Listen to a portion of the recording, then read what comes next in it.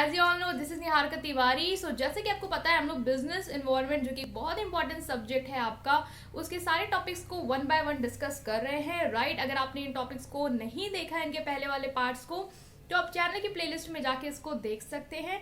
इस वीडियो में हम जो नेक्स्ट टॉपिक डिस्कस करने वाले हैं आपका, ये कह सकते हैं ये आपका नेक्स्ट पार्ट है, नेक्स्ट सेक्शन है, वो आ जाता है इसमें आपका economic environment, right. Economic environment के बारे में समझेंगे, इसमें हम समझने वाले हैं इसकी मीनिंग क्या है।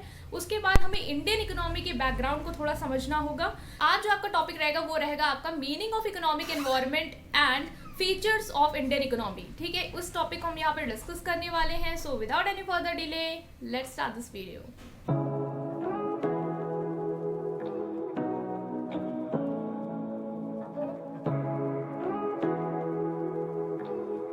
So now starting with the meaning first कि इकोनॉमिक इन्वायरमेंट होता क्या है। इससे पहले वाले वीडियो में भी हमने डिस्कस कर रखा है इकोनॉमिक इन्वायरमेंट की मीनिंग को।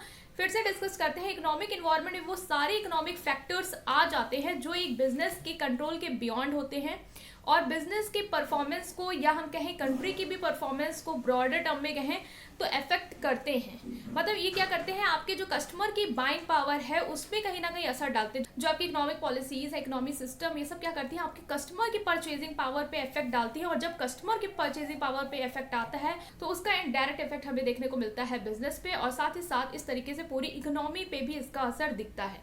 So this is your economic environment which is a part of your business environment, right. यहाँ पे हम डिस्कस करने वाले नेक्स्ट थिंग जो आपकी कभी कभी पेपर में पूछी जाती है, that is features of Indian economy, की इंडियन इकोनॉमी का क्या फीचर है।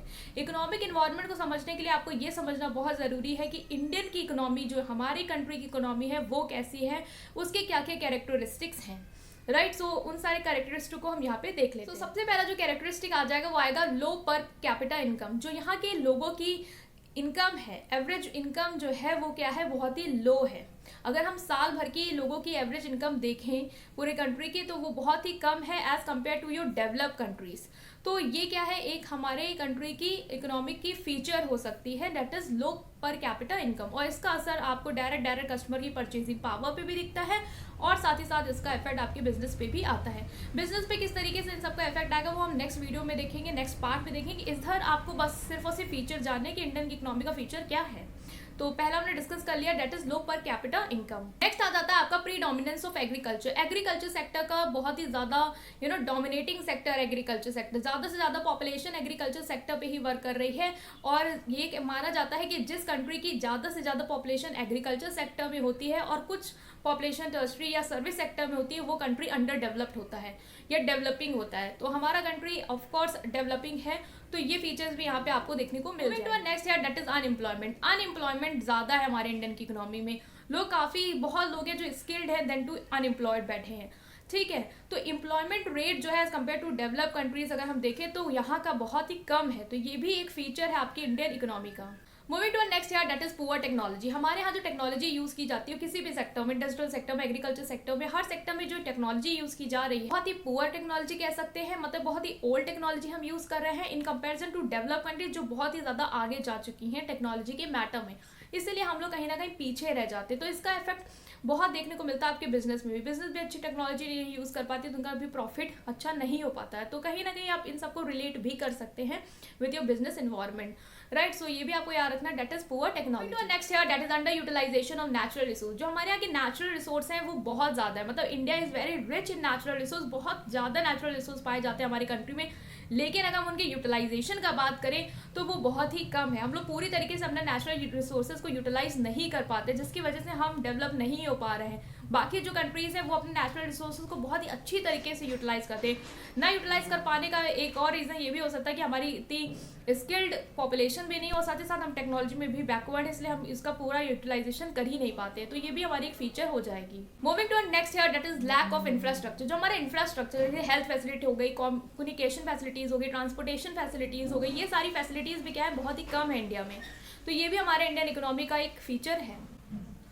Moving to next that is low standard of living. Standard of living की बात की जाए तो वो भी बहुत लो है। बहुत ही कम लोग हैं जो हमारे कंट्री में रिचर सेक्शन को बिलोंग करते हैं। मोस्टली आपके जो है वो मिडिल और लोअर सेक्शन में ही आ जाते हैं। तो ये क्या है, स्टैंडर्ड ऑफ लिविंग की बात की जाए तो वो in comparison to your develop countries बहुत ही लो है। Moving to last here, that is low rate of capital formation. Capital formation आपको पता है कि कैपिटल का फॉर्मेशन करते जाना, सेव करते जाना पैसों को, वो यहाँ पे क्या है, बहुत ही कम है। हमारे यहाँ के लोगों की पर कैपिटल इनकम इतनी कम है कि वो सेविंग पे कहाँ ही जाएंगे, वो अगर अपने सर्वाइवल को ही कर ले यही बहुत बड़ी बात है। तो सेविंग नहीं होती, कैपिटल का फॉर्मेशन नहीं होता है, बहुत ही लो रेट है कैपिटल फॉर्मेशन का। तो ये भी क्या हो जाएगा, आपका एक फीचर हो जाएगा इंडियन इकोनॉमी का, that is low rate of capital formation, जो कि एक निशानी है आपकी अंडर डेवलप या डेवलपिंग कंट्रीज की। ये सारे बेसिक फीचर्स हैं आपके इंडियन इकोनॉमी के, जो आप रिलेट कर पाएंगे एक उन फीचर से भी जो आपकी एक अंडर इकोनॉमी या डेवलपिंग इकोनॉमी के होते हैं।